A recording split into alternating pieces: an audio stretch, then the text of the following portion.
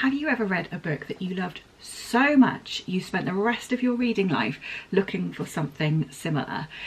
I've been collecting recommendations based on books that I've read and loved, and so I'm going to read a couple of them in this vlog. I absolutely loved Claire Keegan's Small Things Like These, but when I heard Alex from Disco King describing Penelope Fitzgerald's Offshore, he said this is perfect for people who loved Small Things Like These, and even said it was better. So let's see. Another absolute all-time favourite book is Still Life by Sarah Winman, and when Ben Reedsgood read The Offing, he said this would be perfect for lovers of still life. And lastly, a book that has my heart in a chokehold, A Man Called Uwe, is another absolute all-time favourite.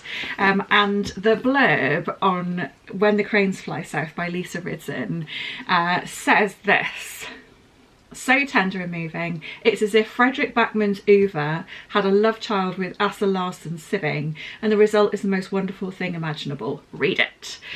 So this book was a gift from my friend Joy for my birthday, and that's all the excuse that I need to get to reading it sooner rather than later. So the books that I'm going to be reading are Penelope Fitzgerald's Offshore, The Offing by Benjamin Myers, and When the Cranes Fly South by Lisa Ridzen. And I'll let you know if these books live up to their recommendations. I have decided to start with Offshore by Penelope Fitzgerald. So this was recommended for people who loved Small Things Like These. The things that I loved about Small Things Like These were concise writing, so there was no excess of words. Every word was really precisely chosen. Yeah, there was no kind of like trimming the fat, no sense of any need of extra editing. It was very economical with its prose, which meant that everything was poignant. So yeah, that was the writing style. Other things I loved were that it was a snapshot in time, and capturing like one specific event in the characters' lives. Despite that, the characters were really vivid, and yeah, you could picture them really easily. And the other thing that I loved about it was the show don't tell nature of the writing. That's my favourite. It really irks me when writers kind of labour over explaining what everything means, but Claire Keegan is really clear. You feel in really safe hands in her writing. You know exactly what the characters are thinking and feeling, but she doesn't have to tell you that because she's shown you in a description of how they're talking or how they're looking at one another or their behaviour. It's all really clear without it needing to be explained. I think that's a real skill. So yeah, those are the things I loved about Small Things Like These. So that's what I'm hoping to find in here. I have read a couple of chapters so far. We've met a kind of ragtag group of people living in what are they called? Houseboats on the Thames. And yeah, they're an interesting bunch. Some of them are named after their boats. So we've got a chap who's sort of kind of a self-appointed leader who's ex-Navy. You've got a chap who lives on the Maurice and who is known as Maurice, who is a male sex worker and also does some shady dealings with kind of stolen goods, it looks like. And there's a recently single mother of 2 girls, and it seems like her story will be the kind of focus for the group. We've heard she's been hunted down by an angry priest so far because her children haven't been going to school. The nuns have sent him off to the houseboat to tell her off and tell her to send the children back to school. Yeah, so far really enjoying it. There's been a couple of moments where I've kind of inwardly chuckled to myself.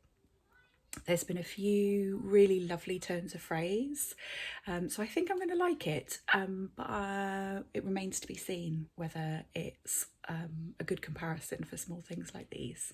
It's a really lovely day today, and I have a day of no plans, which I'm grateful for. It's been a roller coaster of a week. I'm feeling a bit frazzled, physically, emotionally. I'm a bit croaky for several reasons. So my plan this afternoon is to sit in the garden and read Offshore.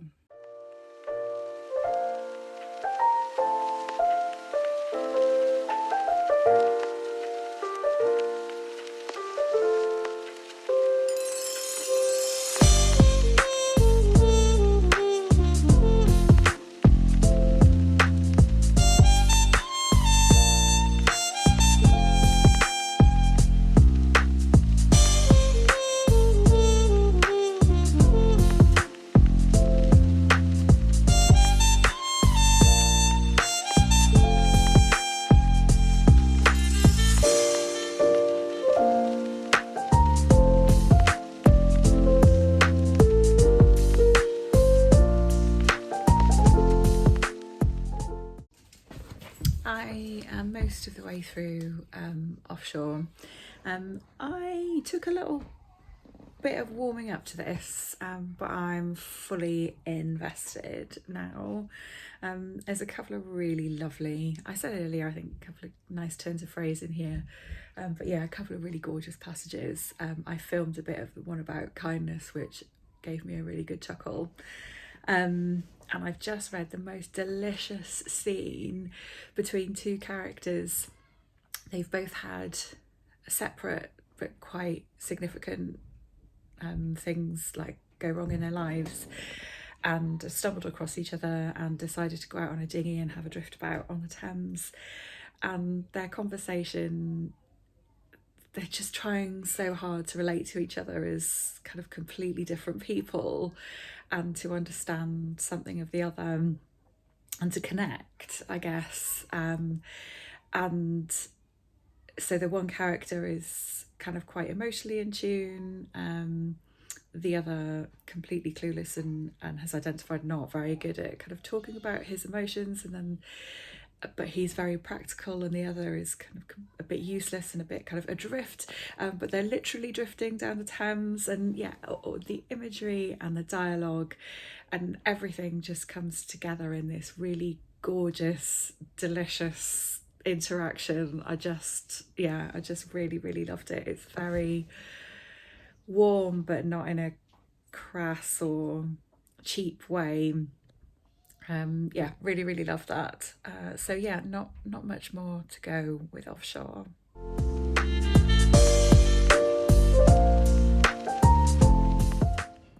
Hello, quick update on our dog walk to say I finished Offshore yesterday, and it was really lovely. I landed on liking it very much. It took a little while for me to get into, but once I was in, I was in. I really liked, so it was based on an ensemble cast in its truest nature. I think I'd said I thought it was going to centre around the single mother and her story, but it didn't. It was about all of them. So yes, I really like the ensemble cast. But the thing that it did really well were these sort of one-to-one interactions that were interspersed throughout it. So I talked about the one where there were two characters who had very different life skills, and both kind of the opposite were lacking. One was emotionally intelligent and able to talk about her feelings. The other was kind of good at practical problem solving, and they both needed those opposite skills, but also didn't have the ability or the language to be able to share that effectively. It was a really great interaction. But there was more of that, these one-to-one moments with characters from opposing backgrounds. There was one where two young people, one from wealth, one from poverty, spent an afternoon together. And yeah, I really loved that. It explored, Brennan, stop eating that grass. It explored the themes. in a really effective way, and it gave great insight into the characters, but also, I don't know, it made you think about how those things apply to you or people that you know. It was, yeah, kind of universal in that way. Sorry, I'm turning around because Sam's just got me in a knot with his lead. Yeah, it was wonderful, really, really great. In terms of whether it was an effective recommendation for somebody who loved small things like these, I think yes and no. What were the things I said yesterday I liked about small things like these? Snapshot in time, yes, it was that, to the extent where it finished really abruptly. But I really loved that. It was a real kind of snapshot in these people's lives. However, I've said I struggled to get into it a little bit. I found it really difficult to know when in time this was set until it started giving kind of like markers. And that left me a little bit kind of adrift in terms of being able to picture the characters and have a real strong sense of time and place. So yes, it was a snapshot in time, but it took me a little while to kind of get there. In terms of kind of concise and precise writing, I think, yes, I mean, it's not as short as small things like these, but it did deliver that in essence, I think. Yeah, maybe if we're making a direct comparison, maybe not as effectively as Claire Keegan, but yeah, it had that, what am I trying to say? It had that essence of kind of concise and precise writing. And what was the third thing? Was it emotional impact? I don't remember. And yeah, it wasn't a book that was going to make you cry. It's much more light-hearted in tone than that, but yeah, it hit me in the feels, and I was invested in the characters. I cared about the characters, particularly towards the end when there are some stakes. Yeah, so I think it was a decent recommendation for people who love small things like these. I think if I was going to recommend a book for somebody who said they loved small things like these and wanted to read something similar, I would probably recommend, and this is going to be a bit of a running joke now because I think I have mentioned this book in every video that I have made since I read it, but I would recommend A Room Above a Shop by Anthony Shapland. The writing is so, like, more so than Claire Keegan's, so curated, and very beautiful. It is a snapshot in time over 3 years, so a bit longer, and it is hugely emotionally impactful. So yes, I think I would recommend A Room Above a Shop by Anthony Shapland for anybody looking for a book like Small Things Like These by Claire Keegan.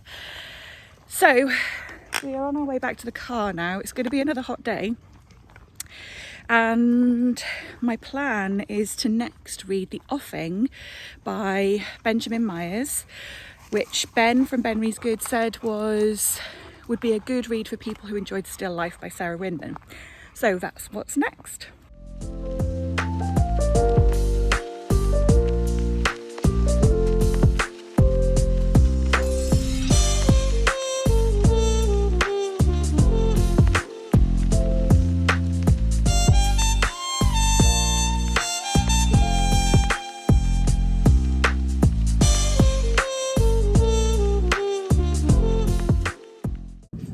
Okay, so up next is The Offing.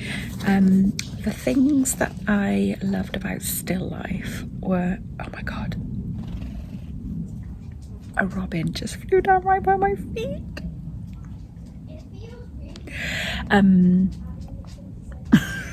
Sorry, this crazy bird lady here. The things I loved about Still Life were the ensemble cast again, but more specifically the found family element and that sense of finding healing through connection. I also loved the way that she was able to write about joy and despair with equal kind of care and attention, and the whole spectrum of human emotions.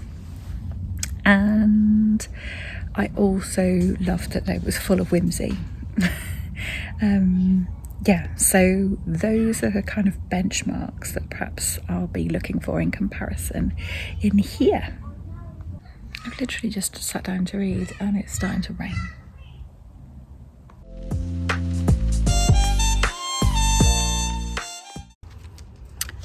I think my neighbours are trying to finish me off today.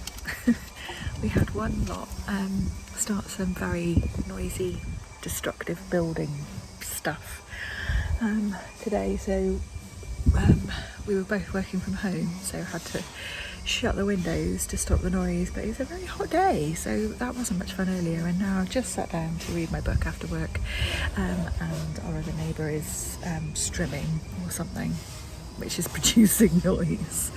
Anyway, I thought now might be a good time to, hello Sam, now might be a good time to let you know what this is about. So The Offing is about a 16-year-old boy, was set in the north of England shortly after the Second World War, so he's obviously not been a soldier, kind of just missed out on that, and he's left home and he's gone off kind of on this walk / adventure, and he's been kind of like sleeping rough and kind of scrounging and just getting by, wild camping we would probably call it now, eyes on you, rain or wind. And so he's just stumbled across Dulcie, who is a lady living in a cottage in a seaside town, and she's like an eccentric old lady, so she's just given him a really delicious sounding lobster dinner and some nice wine. Yeah, she's going to be a real character, I think. Interestingly, so far it's reminding me more of The Year of Marvellous Ways, which is Sarah Winman's other book, one of Sarah Winman's other books, rather than Still Life so far. But I love that too, so yeah, I'm pretty happy about that. It's giving very relaxing, very calming vibes, which is very much what I need at the moment.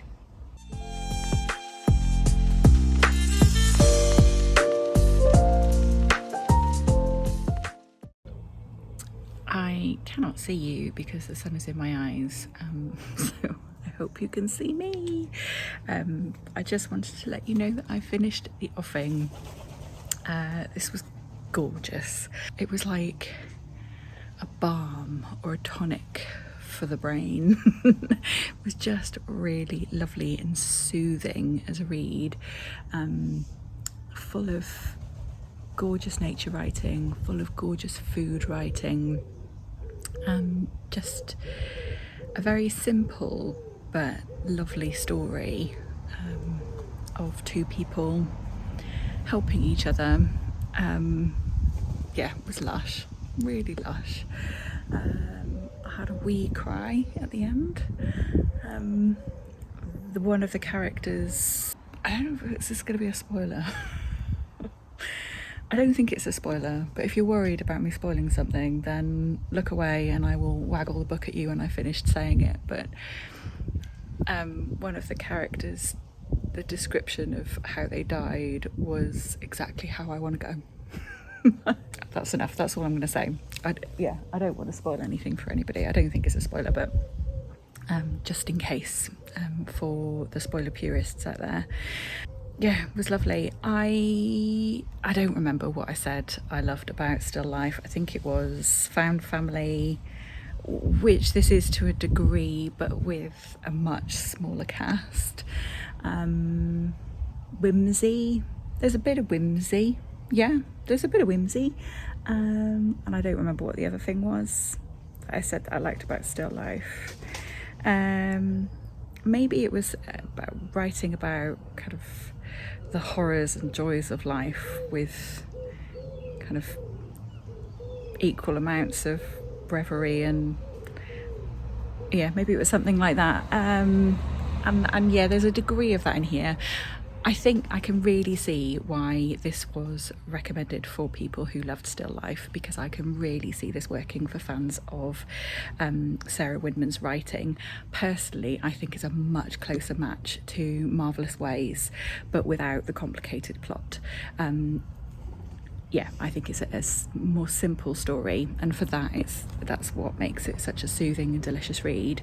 You can really just savour all of that lovely food and nature writing and the setting and the relationship. It doesn't lack for that, but yeah, I think this is a much closer fit to Marvellous Ways than Still Life, but still can really see why this would be a great recommendation for people who love Sarah Winman. So yeah, perhaps not quite a match for Still Life. So if you've read any books that you think would really work for people who love Still Life by Sarah Winman, then pop that in the comments. I have not been feeling great, and so I haven't been reading very quickly. Another reason why that's been such a lovely read. But yes, on the upward trajectory, I hope. It's the weekend and I don't have much on, so I'm hoping to start When the Cranes Fly South next. Just popped out this morning for a coffee with some friends. It's a very nice day, and there are books here, so I might go and have a look at the books in a little while.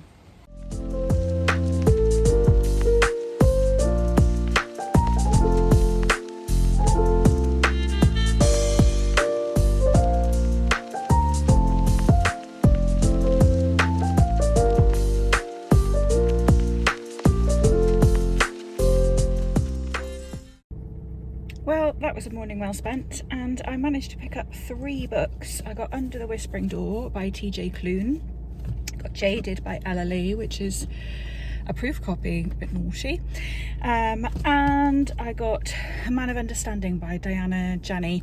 I feel like I've seen this places recently, and I thought, well, maybe it's a new release, but I've looked and it was out in 2022, so not so much, but I'm pretty sure I wanted this.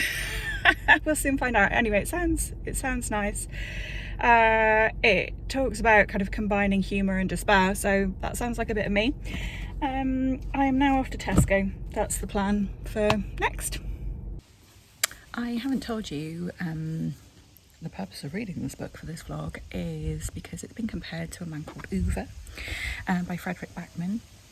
I loved A Man Called Ove, and the reasons that I particularly enjoyed that were, I think the main reason was the grumpy sunshine dynamic between the main character and his neighbour. So grumpy sunshine as a trope is usually often described as like romance tropes. I don't read a lot of romance, but I really do enjoy that dynamic in like friendships or in family relationships or in like unlikely friendships, and that's what A Man Called Ove did really well. So that's like the main thing that I got up from it.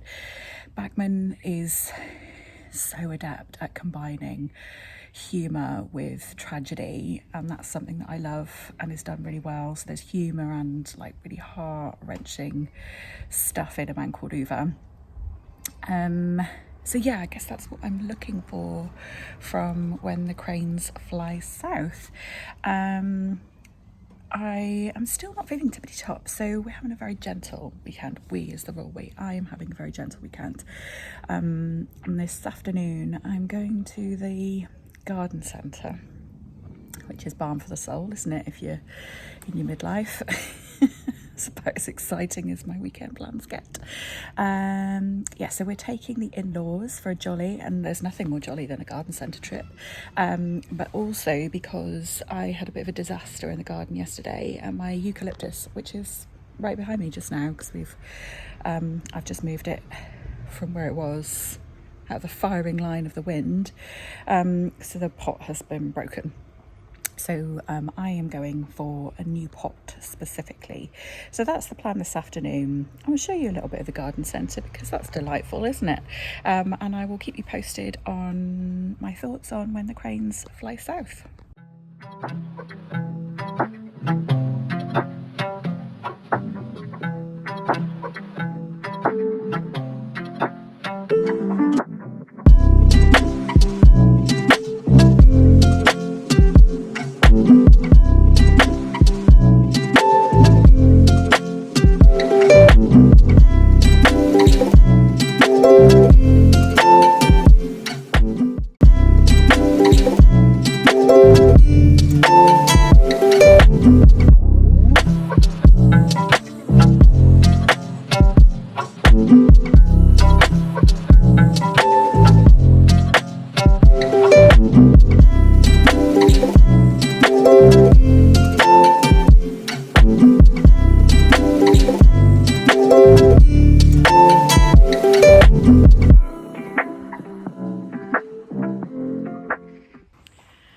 out on a wee walk on a kind of overcast day. There's a nip of autumn in the air, I think.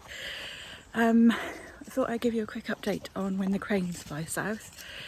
So it's about Bo, who is, of course I start filming as I'm going through Holly. It's about Bo, who is a much older chap, living on his own. His wife is in a care home.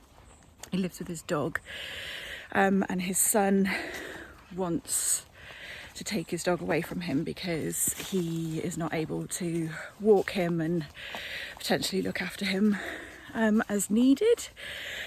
He's very sad about that, and he has carers visiting kind of a few times a day to help with getting up and about and meal times and that sort of thing, getting to bed. So the narrative voice is Bo's, and he's kind of addressing his wife as he's speaking. He's got short-term memory issues, but he's sort of reminiscing on the past and kind of commenting on current life. It's as you would think. It's quite sad.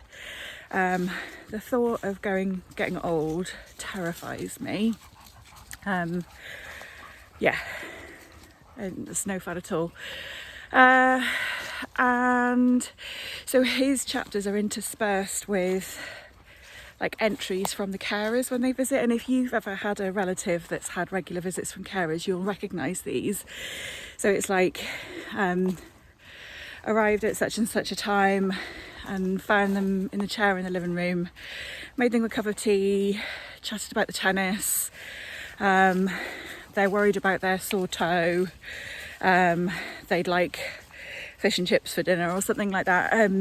They kind of summarise what they've done. We recognise that. So that's quite interesting, because it quite often like differs slightly from Bo's perspective, which frames him as a delightful but slightly unreliable narrator. So it's very good, and I'm very much invested. I'm reading it alongside some other things because it's quite heavy. Not a lot in the way of whimsy so far. But it's lovely and beautifully written. What do I mean when I say that? It's just very nostalgic. His way of writing about his memories is very relatable. So that's where we're up to. I'm only a couple of chapters in. Maybe I'll give you another update when I'm halfway or so. I'm actually not in work again tomorrow, which is nice, so I have got plenty of time for reading.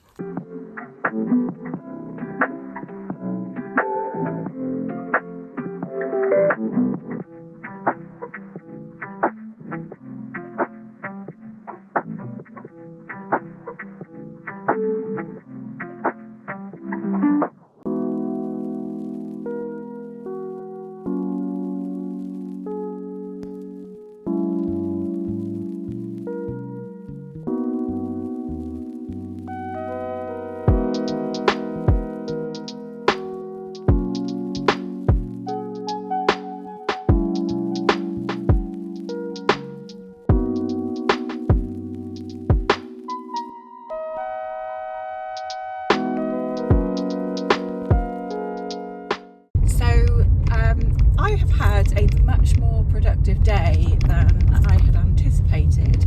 I had a bunch of stuff that I kind of sort of needed to get done today, but like not wanted more than needed, but didn't have to kind of like plow through jobs, but I kind of have. So I have decided that I'm going to reward myself with cake. So that's what I'm doing at the moment. I'm heading into M&S to find cake.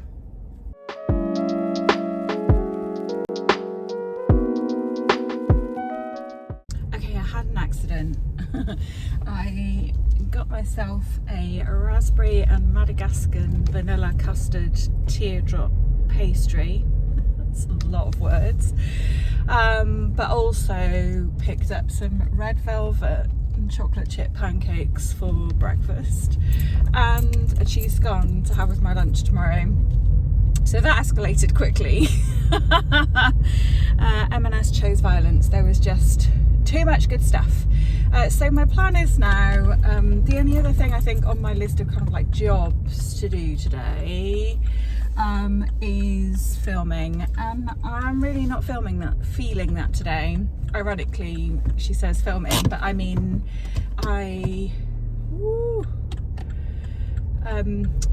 something very not right just happened with the lights. What was I saying?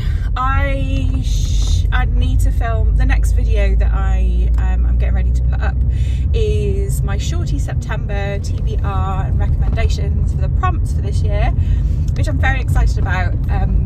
And so when I'm not feeling it, I think today's the wrong day to try and do that and force it. So I will probably leave that to tomorrow, which means most of my kind of jobs done.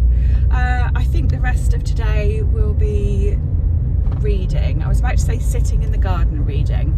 There might be a problem with that because our neighbour has started building, and so it's a bit noisy at times, but as I was leaving I couldn't hear anything going on, so maybe they finished for the day.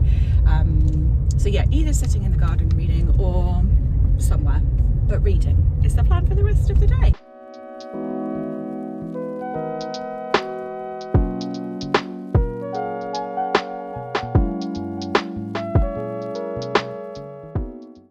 I have two wee updates for you. Spider's web on my arm. The first is that I've dipped in and out of the audio of When the Cranes Fly South. It's really easy to do that. I'm reading and listening chapters as it suits. The chapter titles make it really easy to kind of like just dip in and out. And the narrator has the most delicious Welsh accent. I don't know why a Welsh accent for Swedish characters set in Sweden, but it works. And yeah, it's buttery and melodic and just like honey in your ears. It's really lovely to listen to. So yeah, really recommend the audiobook. Also wanted to say, I think the book is suffering from a comparison to A Man Called Ove for me, and so I'm going to try and like pluck that out of my head and discard it. I'm not finding it like A Man Called Ove at all. There is real heart in it, but it's not heartwarming. It's very sad. It's a really sad story. This lovely old man is reflecting on his like long-term memories, some of which are quite hard, and also we're getting that interspersed with kind of present day, which is also very sad because he's suffering with short-term memory loss and just generally old age, and all of the kind of incremental like shrinking of somebody's world as they're getting older. Yeah, I mean, that's something that we have had experience of as a family recently, or are having experience of as a family. So perhaps that's why it's kind of hitting a bit differently. But yeah, I think in order to really appreciate the book, because it is very good, in order to appreciate it fully, I need to just discard the comparison to A Man Called Ove, and take it as face value. So I'm going to try to do that moving forwards. Today is an extra day off because Duncan was meant to be away but isn't, but I kept the day off because which is lovely. So yeah, it's another day of doing some jobs. Not to go into it in any great detail, but my anxiety is kicking my ass at the moment, and with that comes like decision paralysis. And so I'm basically living my life by spinner wheels at the moment because that's what works for me. So yes, my jobs for the day and chapters from like reading the books that I've got on the go are all on a spinner wheel, and that is going to dictate my day today.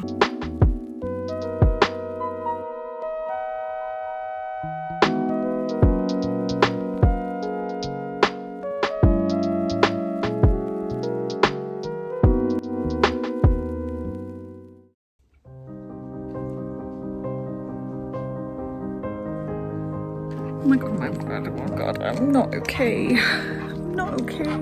This is so sad.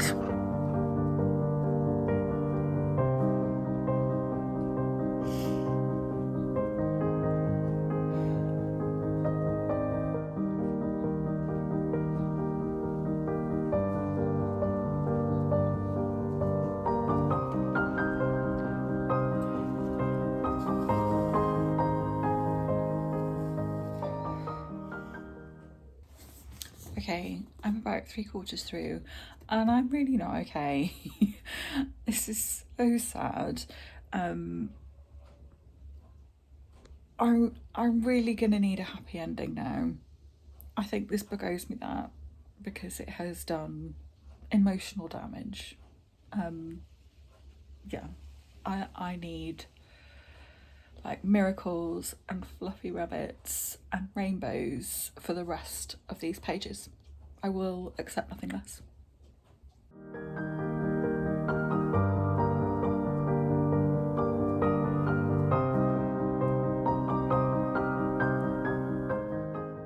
Hello. I apologise from the off about my gravelly voice. I have done rather a lot of drinking this weekend and had 2 late nights. So feeling attached to the worse for wear and sounding a little Barry White. But I have finished When the Cranes Fly South. I actually finished this yesterday morning, and I have attempted to film this kind of final thoughts clip several times and just not been able to. So when I last spoke to you, I was hoping for fluffy bunnies and just joy to recover from the sadness. That wasn't the case. It took me quite a long time, a relatively long time, to read the last few chapters. They're very short chapters and it's very easy to read. But every time I picked the book up, I was crying. It was just so sad. So yeah, there weren't rainbows and unicorns. I think that, okay, so 2 things to say about the ending. One is that you'll be pleased that I didn't film myself reading the last chapter of this, because I did the most horrendous ugly crying. There was snot, there was audible sobbing. I haven't cried that hard since going to see A Star Is Born in the cinema. It was a sight to behold. I had to keep taking breaks to catch my breath. I don't know what I ever did to Lisa Ridzen for her to inflict so much emotional pain on me. But yeah, it was incredibly sad. But the ending did redeem some of the earlier stuff. I don't want to spoil anything. I was happy with the ending. Happy with the ending. I was satisfied with the ending. I was not happy. I was the exact opposite of happy. I was emotionally distraught, but satisfied with the ending. In terms of this being compared to A Man Called Ove, there is no way in hell I would recommend this book to fans of A Man Called Ove for that reason. I think this was an excellent book and I loved reading it, despite the emotional damage that it did. It's an extraordinary book, but it doesn't compare to A Man Called Uva, aside from the fact that there is an older man character as the main character, and it's set in Sweden. That's it. That's it. Those are the only comparisons I can make. So yeah, I think that was a pretty poor comparison. However, a fantastic book nonetheless. One that I'm clearly never going to forget reading. I have never cried so hard at a book, not even with A Little Life. Yeah. So be warned. I was warned, actually. I was told that this, like, be aware that this is very sad. And I was like, yeah, but sad, heartwarming, right? So be warned. This is a brilliant book. Very sad. It has a great ending. I don't have anything else to say, because if I think about it too much, I'll start crying again. So that's it. I have finished the reading vlog. I have a few more of these kind of noted down, like books, recommendations based on other stuff that I've loved. How successful has this been? I think probably like moderately successful in the comparisons, but extremely successful in that I've really enjoyed all of the books that I've read, whether they've been good comparisons to other favourites or not. So yeah, there's something in that, perhaps. Yeah, so if you have any recommendations based on those favourites, A Man Called Uva, Small Things Like These, and Still Life by Sarah Winman, I would love to hear them in the comments. And maybe I should share some other favourites so that I can build up a bit of catalogue of these. But yeah, like I said, I've got some notes tucked away somewhere of others that I will do potentially for another reading vlog if you've enjoyed this one. So that's it. Thank you very, very much for watching. I hope that you are looking after yourself, and I'll see you again in the next video.